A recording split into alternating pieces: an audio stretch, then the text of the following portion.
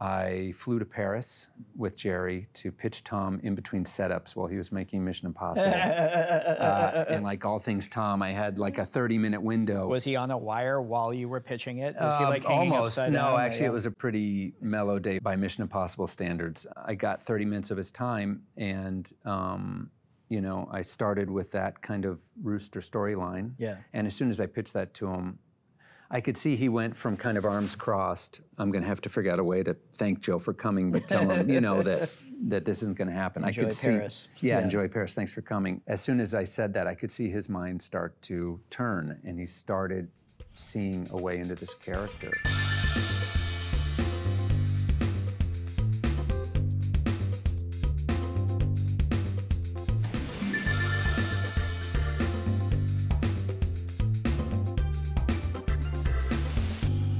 This is our first time meeting. It is. Yes, in a very natural environment, Yes. I think, yes. Well, we were saying we're almost the same age. Yes. And you've made 6 films. I've made 5. Is that correct? I've made 6, yeah. Okay, You made so- 5, yeah. so, we're wearing almost the same jacket. Yeah. I feel like we got a good thing going here. Joe. I think it's going to be a good time. I think so too. If anyone can name the killer, tell me how they achieved the murder, and most importantly, what was the motive, that person wins our game. How do you come up with the idea for the crime for these movies? I learned how to write structurally. When I was in high school, my dad, who was in the home building business, but I think always wished he could make movies, he was trying to write a screenplay. And so he went to a Robert McKee seminar. Yeah. And I was like a sophomore in high school. I was like a kid, and my dad took me along. And so I sat there, but I was riveted, and to this day, like everything I know structurally comes from like that weekend. So I got my first introduction to how scripts are written was based on the idea of structure. The first 90% of the process for me is spent in little notebooks just diagramming out the story and kind of, which I know you have an architecture background, so for me, I come at it very architecturally. I need to know the form of the thing in a zoomed back type way. And the very last part of the process is typing it out. With a whodunit, there's the crime, there's the solution. Where most of the work ends up going, though, is in always remembering that that's not going to hold an audience's interest at the end of the day. That collecting clues and revealing whodunit is kind of a cheap coin, and what's going to keep your audience leaning forward is the same thing that works in any movie. You need a protagonist, you need something you're worried about, you need dramatic propulsion. And so that's really where, as opposed to the crime or this or that, it's really figuring out what is actually the engine of this movie. And you had your protagonist for the second film. Yeah. Where did that character come from? How did Daniel Craig become part of it? Are you Benoit Blanc, the detective? Did you solve the murder of, oh, what's her name? That, the belly dancer with the thing and the thing. That's you? It is, in the flesh. Daniel Craig plays Benoit Blanc, who's the detective, and he's at the center of these movies. In terms of the dramatic structure of the films, though, he's never the protagonist. It seems like a wonky distinction, but it's actually completely key in how I come at these things. The detective is kind of godlike and outside of the sphere of human drama. He's kind of exists out and above it. And always reminding myself that the movie needs a real protagonist, which means it needs somebody in the story with skin in the game that the audience is emotionally invested in. And it's that person's victory at the end that's going to actually give a truly satisfying ending. In the first movie, it's Ana de Armas' character, Marta. May I throw it back to you, Of course. Joe? Penny? What are you doing here? Yeah, I should ask you the same thing.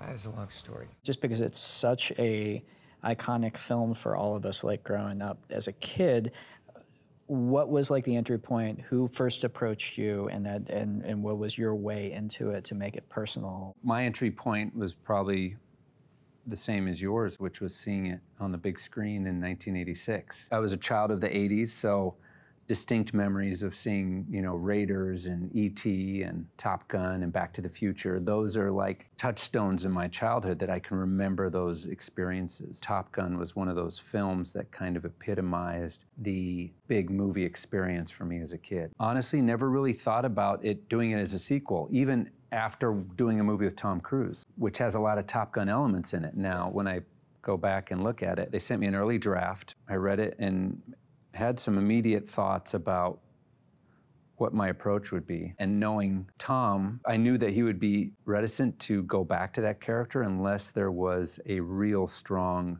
emotional reason to go back. So the notion of Maverick having to reconcile a relationship with Rooster, you know, his wingman's son, to me seemed like a great way in. We're going into combat, son, on a level no living pilot's ever seen. Not even him. That's no time to be thinking about the past. What's that supposed to mean, Rooster? And then the idea that that relationship would have to somehow be resolved, set against this mission that would take them both across enemy lines together, so that they resolve it at the same point. They have to work together and get out. Right. That, to me, felt like an emotional nuclear core that could kind of power this film. And then I pitched the idea of how to find Maverick, which was another thing that hadn't been solved. So this notion of, you know, a test pilot out on the ragged edge of aviation, you know, to me was an homage to The Right Stuff, which is another huge influence in my childhood. It completely evoked that for me, the Jaeger sequences and The Right Stuff. That's, it was like, I basically said, where we find Jaeger at the end of The Right Stuff is where we find Maverick at the beginning of this movie. I love it, You know, and then obviously getting Ed Harris in the movie was no mistake. I pitched the idea of shooting for real, which obviously Tom would only do it. And at that point, it was really just Tom getting in the jet. That was kind of what we were, you know, reaching for. And then finally, I said, we can't call it Top Gun 2. We got to call it Top Gun Maverick. Tom basically, you know, greenlit the movie at the end of this meeting. That's how it all started, and that was in May of 2017. I mean, it's so smart to have the seed of the entire thing. It makes so much sense now, thinking back over the experience of making the movie. The entire movie lives or dies based on the fact that the very first idea you pitched him was that core emotional relationship, and the fact that the entire thing is satisfying at the end because that feels so clean and so clear. Right, and there's, as you know, there's the idea, there's the story, but then the other thing that I learn and continue to learn every time I make a film, it's like casting is everything. And when I watch your film, the casting is perfect in each role. Since you're writing the movie, did you have people in mind as you were writing them? Or what was your process for finding the right actor for each role? I've kind of learned through hard-won experience to try to not think of actors while I'm writing, because it's a path to heartbreak. Because inevitably, even if they want to do it, even if they're friends of yours, something will come up, like schedule-wise, you won't get them, and then you have that actor embedded in your head. So I try to keep as blank a slate as possible when I'm writing. Also because it feels most fair to the act. Like even if I do get the person, the notion that I'm writing to some version of them that I've seen in other movies doesn't seem fair to this. So I try and just like write the characters, and then my casting director, Mary Vernew, who I've made many movies with, will sit down and just go over, talk about who these people are, what type of person we're looking for, parameters, and then she'll put together availability lists. And as you know, it goes very quickly from feeling like the world is your oyster, oh my God, who can we get in this, to which one of these three people, you know, it's amazing how quickly it narrows down once who you're looking for, are they available, all of this, can we get them, and then suddenly your choices become, but I mean, it also is crazy how at the end of this whole crazy process that can sometimes seem chaotic and by the seat of your pants, it inevitably you look back and you're like, I can't imagine anyone else. Isn't that funny how it works that in way? that role. Do you write with people in mind? Like Miles, obviously, who's like the keystone new piece of casting in this whole thing. Right. At what point did you hit Miles was someone I had in mind. I was literally mixing a movie that I'd just done with Miles, and you know, it was a movie where his hair was dyed blonde, and I literally went into that meeting with Tom with a picture of Miles with blonde hair and said, you know, this guy could be our Rooster. And Tom had so much respect for Miles, even at that point. He had never worked with him. And also with the character of Penny Benjamin, I had just worked with Jennifer Connelly. So those were two incredible actors that I did have in mind. So you wrote to them, you had them. Well, they were in my head as those characters. once the roles were cast, we did another pass at the script where we really were able to tailor each of the roles to the actor that was cast in the role. That's interesting. Like, how so? Like, what did you actually get in under the hood and do? Yeah, like for instance, you know, we did auditions for Rooster, and one of the other actors that came in along with Miles was Glenn Powell. And it was during those auditions that Jerry Bruckheimer leaned over to me and said he'd make a great Hangman. Yeah, we got to get him in there. Yeah, so, you know, after those auditions, it reaffirmed to me that Miles was the right person for Rooster, but then we had to convince Glenn that he was the right guy for Hangman. And one of the reasons was that he wasn't a fleshed out character on the page yet. There's a hierarchy, and obviously you're first focusing on, in our script, you know, Maverick and Penny and Rooster. Hangman was a character that still needed some shaping. So once we convinced Glenn to take the role, Chris McQuarrie was able to sculpt that role and mold it to him in a way that really fit him. And then obviously he brought a whole nother element that made it better. But do you do that at all, or is it, are you rigid in the script that once it's written, everyone has to stick to the text? No, I am the opposite of a purist when it comes to the words. I feel like I probably would be more like that if I didn't write my own scripts. I'd be more like, let's get the words right. And I think part of that also comes from, I described like how I write, where I spend so much time just on the backbone of it and the structure and the idea of each scene and what makes each scene work in a story-driven way. And because I think the very last part of the process for me is typing the actual words, I'm less precious about them. They're a manifestation of the purpose of the scene. And if we get on set and it doesn't feel right in an actor's mouth, or did we come up with a better idea, or this and that, I'm constantly just like, yes, absolutely, whatever works. I'll just totally let it go. So a lot of the shaping happens then. The plot is a puzzle. It's very intricate. Do you ever break things on the day and say, you know what? Or does someone bring something up, you know, a fatal flaw in the logic that requires you on, you know, on the fly to kind of fix and reconstruct and rethink? 100 times a day, you'll see an actor coming towards you, and you'll see they have in their eye they have a question. On a whodunit, every single time that happens, it's the scariest 5 seconds because you think they're going to ask me the question that reveals the inconsistency where this whole thing unravels. Partway through shooting Glass Onion, there was one thing, I think Daniel caught it actually. It was something that I had to fix. It was something where it's like, we can't let that slide. We're trying to make all these things line up. And so I had to come up on the fly with like a way. Luckily I could, I had to come, but it was absolutely terrifying because you live in fear. For a couple minutes, because you live in fear of that moment. Did it involve going backwards, or was it something that flowed forward? It was literally just a sequence of things that happened in the course of the crime. And one of them, in one version, happened at a different time than it happened in the other version. Mostly terrifying because of the idea, I knew I could fix this, but oh shit, did I miss something else? And the idea that Daniel would like somehow lose faith in me and be like, this is... He doesn't know what he's doing. He bleeds. Yeah, like the end of the Man Who Would Be King. Let's not do it like this. You gonna wash me out? That'll be up to you, not me. I want to talk about your relationship and your like experience with Tom. I'm a huge fan of Oblivion. I love that film, and I think it's just gorgeous, and just I really love that movie. Thank you. Talk about your working relationship with him. I think there's the mystique around him that he's incredibly engaged with the filmmaking. But I would think he's almost more of like a partner with you in the process. Absolutely. There's no one like him. You know, he's worked with literally all of my heroes from a director point of view, and I'm sure many of yours as well. So it's my closest connection to a lot of the directors I admire because he's been through it with each of them. He's got this incredible 50-movie experience of working with the best.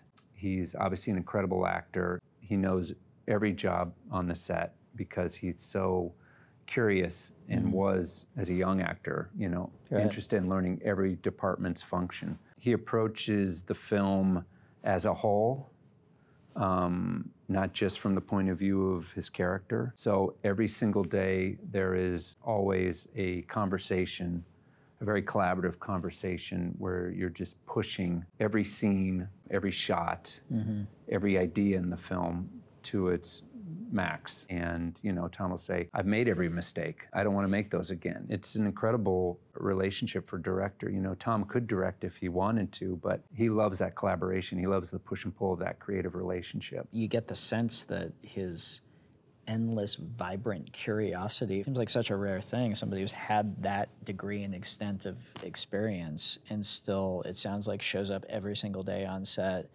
digging for that bone. Never taking it for granted. Yeah. Never resting on his laurels. You know, I remember after one of the missions came out, I called and congratulated him, and he was like, thanks, Joe, but I'm thinking about, you know, I want to talk to you about the next thing. Like, never looking in the rearview mirror, always looking forward, always figuring out how to push himself and filmmaking even further. So it's an incredible experience to work with him, and obviously on this film, for him, it was, I think, a scary thing to jump back into because I think there's a million ways it could go wrong. Yeah. And only one way it really could go right. And he kept saying, hitting a bullet with a bullet, Joe. We got to hit a bullet with a bullet. In that way, did the process feel different at all than like Oblivion, which was an original piece of material, to this? Yeah, a little bit. I mean, certainly Oblivion was kind of my story in my world. I mean, it was still a collaboration, 100%, but it was really, you know, something that I brought to him, and we built that together. But Top Gun, you know. It's Top Gun. It's Top Gun, and having him and Jerry there, and then obviously Val. When you talk about the pressure, it wasn't just me who felt it. I mean, we all shouldered the pressure of that film. You know, we just want to make the best film we could, tell the best story we could. I think we're all just relieved that it worked out. What do you want? No, nothing. I just thought maybe there was a prize or something. An iPad or So it's 2 movies with Daniel Craig. 2 movies so far. What is that relationship like? It's groovy, man. Yeah. Yeah, it's cool. The dialect, the accent, like how was that created together? Was that something very specific you had in mind? No, did he approach you with an idea? How did that work? So when the first movie happened, after he decided he wanted to do the part and we jumped into it, which was a very quick process, we started basically just texting each other back and forth YouTube clips of different people, different ideas for Southern accents. Because I didn't want to freak any potential financiers out. In the first script, I had written like that Blanc has like the slightest little touch of a hint of a delicate little lilt of an accent. Yeah. I use like 18 modifying words like to describe the word accent. Cut to basically like, a deep Southern accent. Yeah, he went for it. Mr. Braun, I've learned through bitter experience that an anonymous invitation is not to be trifled with. My big thing was... Did you know what he was going to sound like before the first day? Yeah, well, that's the thing. We went back and forth during, like, prep, basically. And my big thing was I want it to be sonorous. I want it to be pleasant to listen to and honeyed, as opposed to twangy. So we tossed ideas back and forth. I forget who first landed on it, but we ended up with the historian Shelby Foote. He's all over that Civil War documentary series that Ken Burns made. And I believe his accent is a Mississippi accent, but he has a very blah, blah, blah, blah, blah. It feels like it's slow rolling hills. So that was the touchstone for that. Yeah. That was it. And so once he found that, he would record the dialogue and send it to me. It sounded good to me. And so, yeah, we kind of rolled the dice with it. And he went with it. He went with it, yeah. I hope you can kind of feel it in watching the movies, but we have a lot of fun making these. To make something look effortless and breezy on the screen, it takes a lot of preparation and a lot of work, but on set every day, we're like 2 little kids in a sandbox. We're just having a good time. The movies have a very specific tone to them that obviously Daniel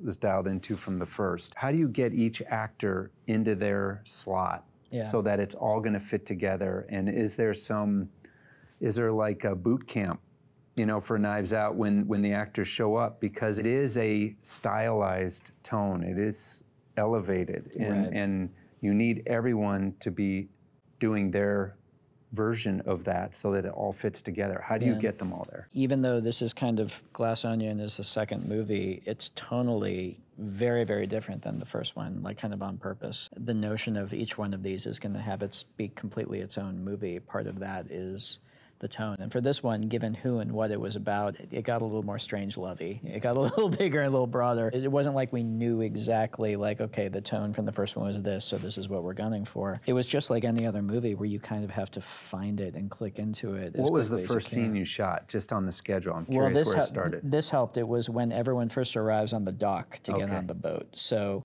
everyone got to show up and have their introduction. It was a big group scene, everyone talking to each other. Everybody was in that scene, so that really helped. But it is very much just kind of diving into it and everyone just kind of paying attention to each other and trying to, as quickly as they can, click in. I think the other thing that helped us tremendously was we want kind of like the all-star cast extravaganza entertainment thing. But at the same time, it's a true ensemble. And I think the fact that all of these actors of the caliber that they are come together and willingly and joyously band together in a true ensemble, that means they're turning that attention towards, they're listening to each other and they're paying attention and they're clicking in, and those theater chops that a lot of them have are clicking into gear, and that makes my job insanely easy. I do shepherd a bit, but they're all taking cues from each other and they're all finding it fairly quickly. Did you audition anything, or was it all based on kind of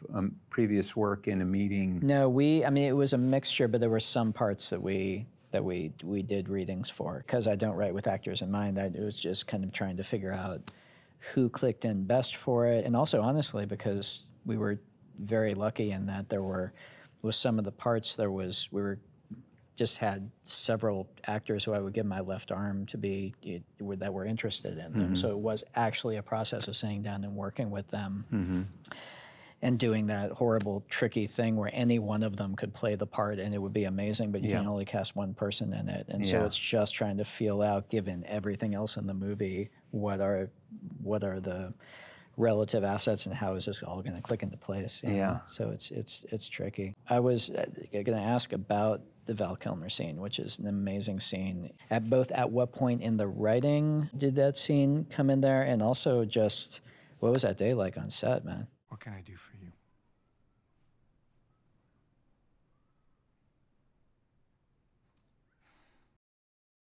The whole character started with Val, actually. We were trying to figure out a way to integrate Val into the story, and it was Val who came up with the idea of Iceman being ill. And I thought it was a very brave idea on Val's part, but obviously then opened up this whole storyline for Iceman and Maverick. In the first versions, Iceman and Maverick had a conversation all the way through the scene with certainly the themes that are in that scene, but it was more spoken. As we got further into it, we changed it so that Iceman types out, the first half of the scene. And was that just because of Val himself and in terms of his, Yeah, part of it was that, the difficulty to speak, but also what it did was it really charged the moment at the end of the scene where Iceman does speak. It's an incredible emotional moment when that happens. And to top it off with the joke at the end, we had a version where we didn't have the joke at the end, and it was a more kind of somber scene, but, the joke made it in there, and it's one of those scenes that when I watch with an audience, it's just one of those most memorable. Perfect grace note, and also it's a release for the audience. And it's kind of exactly what you need, but doesn't diminish kind of the emotional wallop that came before it. Yeah, and that's something that just came through iterations and writing and rewriting and trying it. And ultimately, you're talking about two actors at the top of their game, and those two guys together, it wasn't a lot of takes. What you see on screen, you felt it in the room. That's on amazing. The day. It was a really, emotional, poignant day, and such an important scene for the film. So that's one of those days, I'll never forget. I want to ask you a couple process questions related to the big set pieces in the movie, the mission-based flying stuff. And I'm interested a little bit in process-wise, how you guys shot it. I know you mentioned Tom wanting to do it for real. I'm curious how much of the other actors, how much of that was real, how you worked that out. The bigger thing I'm interested in, though, is because the thing that's incredible about your movie is the scale on which the sequence happens, and and this is very unique, I think, for a big Hollywood film these days, how crystal clear the storytelling is in every single beat. That huge sequence works at the end because you are oriented, you know the goal, you know what they're doing. When something goes wrong, you know exactly what's going wrong, and so you feel the oh shit moment and lean forward. Yep. It's the storytelling is so on point for every moment. How much of that is boarding it, figuring out, prevising it, and then shooting that, and how much of that for you is found in the edit? The whole mission of the film started with asking the Navy, asking real Top Gun pilots, what is the most difficult, scary, gnarliest mission you could ever imagine being put on? Like to design a putt-putt golf course thing of like, what is the hardest level just in the video game? give us everything you can imagine in one mission. They described the mission you see at the end of Top Gun, which is launching off a carrier into enemy territory, low level, through a SAM defended canyon onto a target that's GPS jammed, so you have to use a buddy laser system where one plane lasers the target, the other drops it with a steep pull into a, you know, modern fighter defended arena where you have to fight your way back. I mean, that was it. They added one more thing that we didn't put in the film, which was, and you do it at night. You're like, No. thank you Yeah, on thank you very behalf much. of everyone who's going to watch the movie at home on their Yes. dark TVs that you didn't do it. Yeah, we didn't do it in night vision goggles. That whole mission came from reality, which Yeah. was a great place to start. We looked at that whole mission and we divided it into trainable sequences. So we were like, okay, well, if that's where we want to end up, then Act 2 should be the training sequence, and we'll divide it. We'll do low-level flying, then we'll do pop-up bombing. We'll break the mission into each component and watch how hard each component is separately. And what I love is that you're also training the audience to be oriented in your final act. Yeah, and Like you're also it's- showing them what can go wrong at each stage. Absolutely, yeah. So, you know, So they've smart. seen it all go wrong. And what it also set up, which is a really important moment for Maverick, is at the moment of the film, you know, the bottom of the second act, where it feels like he was wrong and the mission can't be accomplished, and he's lost the confidence of his superiors and his students. Maverick has to prove it to them and to himself that it can be done. So we get that moment. Maverick flies the course. That gave us the structure of the film. You know, we have this kind of opening sequence where we find that Maverick is still Maverick, even though he's pushing the envelope of aviation outside the Top Gun school. Then we bring him back and we establish his problems for the film and all the pressure. Act 2 is teaching the audience what the mission is piece by piece.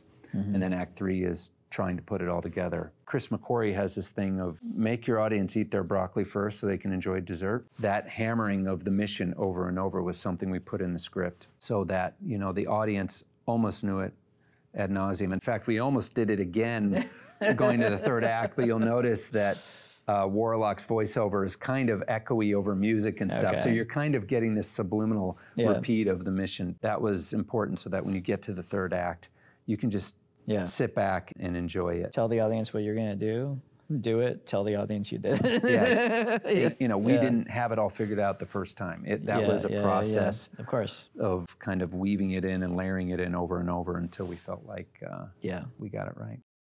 Well, mission's a mission. They don't confront me. What I want to know, who's going to be team leader? And which one of y'all has what it takes to follow me? Directors rarely get to sit down and share experiences. We were saying before, we want to come up with like a high-level director's like internship where we get to sit on each other's sets. I always feel like I'm probably doing it wrong because I'm making it up. What is the night before like for you?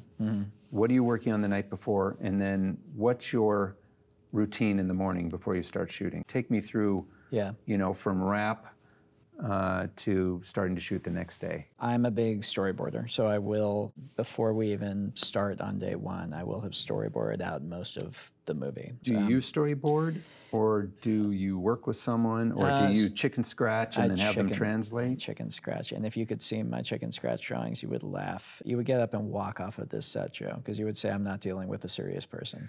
They're literally stick figures. I swear I've gotten worse at drawing over the years. When I try and draw a car, it looks like a cow. It's just ridiculous. But it's giving myself time to visually write the movie, and especially with these films, it's more about conceptualizing the blocking than anything else. These movies have been a real education for me in terms of adjusting my thinking from thinking about shots to thinking about staging. This one in particular, because there are a lot more sequences in Glass Onion than in Knives Out, where it's 9 characters swirling around a space talking to each other. Well, I noticed your camera is very active in this film, and it's always pointing the audience, telling them what to look at, telling them what to be aware of, telling them what's important. There's a lot of movement in the camera. There's a lot of pushing in for moments. There's pulling back to reveal a second piece of dialogue. Is that more than you've done on previous films? Is that a newer thing for you? Is that you kind of growing into a new style? And how much of that is figured out on the day versus ahead of time? I mean, it's all, the vast majority of it is figured out ahead of time. I mean, I feel like that's something that I've always tried to engage with, but, and I kind of, you know, I mean, Spielberg, the Coen brothers, all those guys that I kind of grew up watching that taught me, that I kind of absorbed from, all do what you're talking about. I feel like maybe with these movies, especially in a complicated movie like this where there's so much information coming at the audience, simplicity and clarity is your #1 goal in terms of the visual storytelling. I find you can't overdo it in terms of look here right now. And also the blocking in terms of being very aware with the camera, the actors in relation to the camera, where the audience's eye is being drawn. And then when you want it to be somewhere else, doing some kind of attention-grabbing move that's going to bring that piece of information in so you know their eye will go to that. I mean, being just incredibly calculated about keeping it clear and simple for the audience and keeping them on track. There's nothing more complicated than 7 people having a conversation in a living room. Do you commit to a side of the line at the beginning of the day? When you cross the line, do you try to make that a turning point in the scene? Are you specific about where you decide to do that? Well, is that all figured out ahead of time? Or do you end up just shooting enough coverage that you feel like you have options in the edit room? No, it's for the most part, I come up with it ahead of time. And when I have the luxury of using a line cross as a dramatic hinge point, I do. There's a big scene that happens partway through the movie between Daniel Craig and Janelle Monáe's character where it's a long scene. It's like a 7-minute scene where they're just sitting across a table talking to each other. And because of the length of that scene, I used line crosses as act breaks, essentially, in the scene, and very consciously decided when I would hop over to visually kind of refresh the audience or shake them out. A lot of times, though, for those big groups, essentially, I will plan out my, for lack of a better word, master. There's going to be a couple big shots that are going to encase the blocking and kind of play out big swaths of the scene. But then for a movie like this, it's unavoidable. You need your reaction shots, you need your close-ups. And so then you start doing the round around, and then the horrible math of the line begins, and it's a fucking nightmare. How many cameras do you like to shoot with at once? Steve Yedlin, my cinematographer, and I, we've shot everything since I was in film school together. I feel like on The Last Jedi, we learned how to use a second camera. So, so 2 cameras is the most. We used 3 on certain scenes in this one because for speed, there were certain days that we just would not have been able to make if at the end of the day when it's time to get all the reaction shots, we would literally spread out around the set and have 3 cameras getting 3 different singles, and that's the only way we could have possibly ground through it all. So there's a couple special circumstances. You have a 3rd camera ready to dive in for special circumstances. But I assume, because it seems like, especially I want to ask about Tony Scott, about coming out of the visual tradition, which still making it your own, you very much pay homage, and it's got that in the bones of it. Yeah, I think Ridley maybe uses the most. Yeah. I think Tony used a lot. We would usually do 2 or 3 camera setups on Top Gun, but the aerial days where we had 26 or 27 cameras going. Wow. Which for my editor, Eddie Hamilton, was almost gave him a nervous breakdown because there's just hours and hours of stuff coming in every day. I think we had 813 hours of footage at the end of the movie that we had to cut into 2. For dramatic scenes, typically 2 or 3, and I like it because, you know, if it works for lighting and it's not distracting, it's always great to have, you know, both sides of the scene reacting to the same moments. So you'll cross shoot. You'll try and cross shoot. Yeah, you know, if you can make it work. The Top Gun world is always backlit. That's just part of the aesthetic. So we did a lot of scheduling on this movie where we figured out how to either be shooting outside between 8 and 10:30 or after 4:30, and anything in the middle of the day was, you know, inside, so that we could maintain that aesthetic. As it is its own world, you know, it's not the real world. You know, you can ride your Ninja without a helmet in this world, and the sun is always setting, and everyone's kind of dewy with sweat. There is a universe there that I wanted to live inside, but, you know, like you said, it takes a lot of effort to figure out how to maintain that quality of light for every single shot. I mean, the shot of Tom racing the F-18, you know, that classic Top Gun moment, I think I shot it 43 times. You just got to keep going out. So much fun. Trying to get it, yeah. That's pretty awesome, man. Viper 1 ready. Maverick to range control, stand by. All right, 3, 2, 1.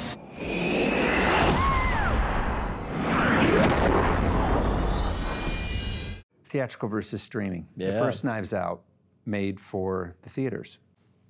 Do you approach it differently, knowing it was going to be primarily seen on Netflix versus the theaters, and what are your feelings about that? I shoot it to be seen as a movie. So when I shoot and when I cut, I'm thinking of an audience full of people watching it. We didn't know what the theatrical element was going to be. What was the aspect ratio of the first Knives Out? They're both 1:8:5, actually. Okay. Also, a lot of the references I was looking at for blocking were old Hollywood films, like Michael Curtiz movies with the Academy ratio and that taller frame, just thinking in those terms. But never thought about a close-up being tighter or anything like that for viewing on a television or someone's phone or iPad. No. Yikes. So the composition, film to film, same size. Yeah, I don't, I mean, it feels like that kind of math would, you know, even if I were smart enough to do it, would probably be a very bad idea to try and do, I think. For me, it's much more about the fact that this one especially is pretty much a comedy, and it's really orienting it towards getting a reaction from an audience en masse, whether that's a laugh or a gasp or a, oh, no, no, no, no, no, that kind of thing, you know. That's like the gold that you're trying to mine. But I feel like if you aim for that, getting that reaction in a theater, it's going to translate in terms of people's reaction to it at home, not on that same scale, but I feel like it's not like it's a completely, you're not calibrating jokes differently to watch it with a group at home. I mean, there's a lot of talk about people watching it on their Apple Watches or whatever. I think most people actually have pretty good sized TVs at home, and typically you relate what the actual screen size is in your field of view to sitting in a theater. It's probably not that different. So I always wonder about the idea of a captive audience versus an audience that has the ability to stop or pause or do something else. Is it something you ever considered with Glass Onion, this notion of the first 5 minutes, making sure that you've got something that hooks an audience that's watching at home in, or was it ever consideration or never even thought about it? Never even thought about it, because I think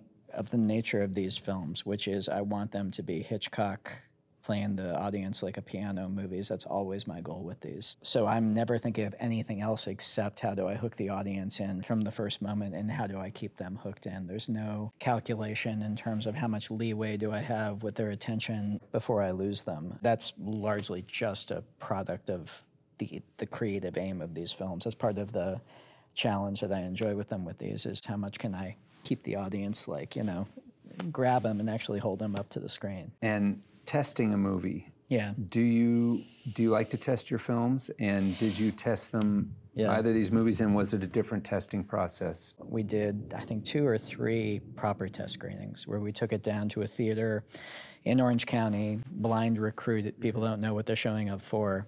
And then I find it incredibly painful and gut-wrenching. But you sit there with an audience, you watch it for the first time, and you get a first honest reaction. That's one thing that an audience will never do, is lie to you. And also a real audience, as opposed to a group of industry friends and family, no matter how smart they are, a real audience is showing up and they want to be entertained. They want the movie to be great when the lights go down. I always find it's very interesting how when you take a cut and show it to an audience, a cut that you're sure is about as tight as it could ever be.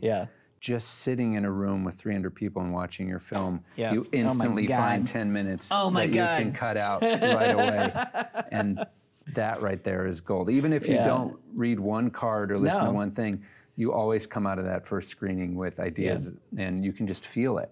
It's that feeling in the room. I think that's the value. I mean, I always think about there's a story about a music producer who would like sit there and mix a song all night long, and then he would go out on the street and grab someone and say, "Can I give you $20 to come and listen to this song with me?" And don't say a word. And they would come in and just listen, standing next to him, and they would go, "Thank you very much," and send them back out on the street. It's like the difference between spreading your map out on the table for the war and making your big plans, and then suddenly being in the trenches and having to survive the day. So that's worth it. I think so. I mean, I always find that too. How about you? Do you though? I don't know, what do you get from, I mean, assuming you tested your film, I'm assuming, I'm sure it tested very well. We tested it, from the start. We knew that the bones of the story were always good, and then it was a matter of fine-tuning certain elements or scenes. But I think it's, to me, the most valuable thing is that of sitting in a room full of people and watching it. You're gonna feel a lot of things right in that moment. And then also this notion of, is what you're trying to communicate being communicated? You know, are they actually picking up on the things that you put in there?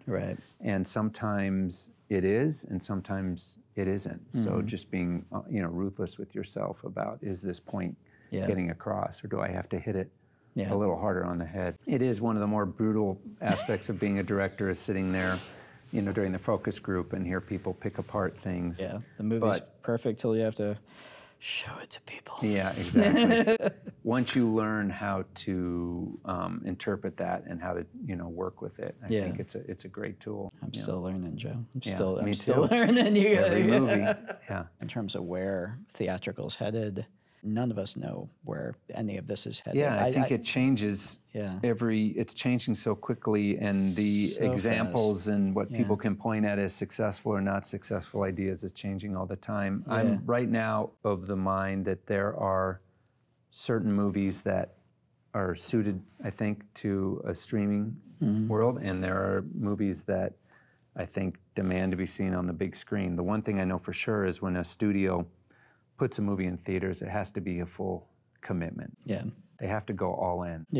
I think if you go half in, it doesn't work, and maybe the audience can sense that. You've got a movie that's both. It did a week in theaters, and it's going to Netflix very soon.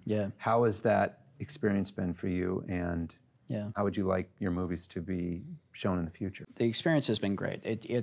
Even though it was a limited release, they went full in on that release. Unlike limited releases they've done before, they engaged with the big movie chains, with AMC, with Regal, with Cinemark. The fact that Netflix actually put some dollars behind promoting it and put some muscle into it and got people out, and the theaters were packed. It was a really amazing week. I went around to a lot of theaters and stood in the back and introed them and popped in. Amazing. It felt like a party. I mean, I want more. I want more theaters. I want longer time, and I want it to do great when it comes out on Netflix, December 23rd. I want to give a proof of concept that those two things can support each other, because I think that with the right type of movie and the type of movie that works with audiences, I think that they can. A great theatrical release gives you the kind of cultural moments and gives you the kind of word of mouth and the kind of experience for people that's going to carry over into something that's massively successful on the streaming end of it. That's something that it seems so intuitive to me, but it feels like it needs to be proved. And so I'm really hoping that, I'm very grateful for Netflix that they stepped out of their comfort zone and did what they did with this. I want to prove it can work, so that we can do even more in this dichotomy of theatrical versus streaming can be wiped out, and we can realize that if a movie works, it can work theatrical, and that can amplify the streaming. Very well said. Congratulations on being the movie of the year in terms of exactly what theaters needed in this moment. Well, it was a movie that we designed for the big screen. That's the only medium we ever imagined it for. Remember, we made it in 2018, 2019, and the pandemic was a interesting wrench in the works. I got to give Tom and Jerry and everyone at Paramount credit for holding the movie for 2 years so that we could release it the way it was meant to be seen. Nothing makes me happier than having people come up to me and say, it was the first movie I saw in the theater in over 2 years, or I saw it 6 times, you know, bragging to me. And I always say, why? Why 6 times? And they, you know, it's interesting. They always talk about the emotion, right? That's what brings people back. It's the emotional experience. It's the first thing you pitched the song, was the heart of it. Yeah, man, that's what brings smart. people back. And to have that experience with 300 strangers, there's nothing like it. That's what, you know, I think we're hoping to preserve, and I think what you said was exactly right. It's up to us, you know, to give people a reason to go to the movies. So if we can't do that, then we shouldn't be doing our jobs. I think that's the other thing, is just not leaning on theatrical as something that people should support the way that they support, you know, the way that the way that they have a moral obligation to support to support an art form. Or we feel that because we're in the industry and we want to support each other. But the average moviegoer, you need to give them an undeniable reason to go and buy a ticket. And I think if you give them that, they show up. Let's fix it all, you and me. Come on, come on. We got it right here, Joe.